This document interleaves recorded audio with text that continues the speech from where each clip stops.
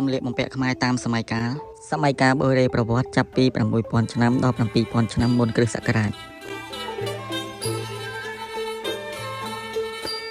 សម័យកាលនគរភ្នំឬសម័យកាលហ្វូណនចាប់ពីសតវត្សទី 1 ដល់ឆ្នាំ 550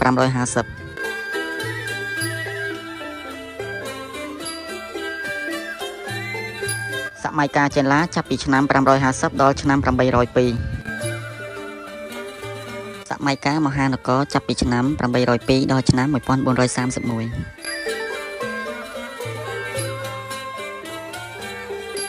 សម័យកាលចតុមុខចាប់ពីឆ្នាំ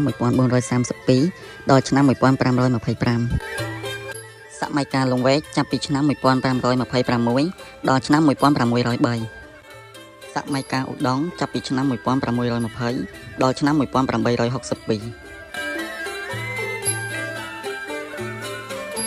សម័យកាលអាណានិគមបារាំងចាប់ពីឆ្នាំ 1863 ដល់ឆ្នាំ 1953ស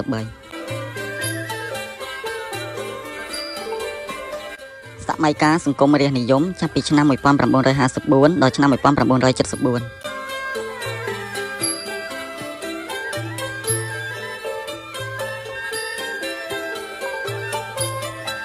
សម័យកាលកម្ពុជាប្រជាធិបតេយ្យចាប់ពីឆ្នាំ 1975 ដល់ឆ្នាំ 1979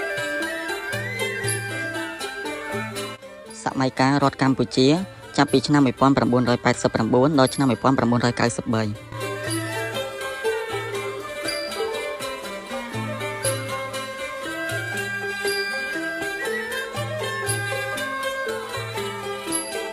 សម័យកាលព្រះរាជាណាចក្រកម្ពុជាចាប់ពីឆ្នាំ 1993 មកដល់ពេលបច្ចុប្បន្ន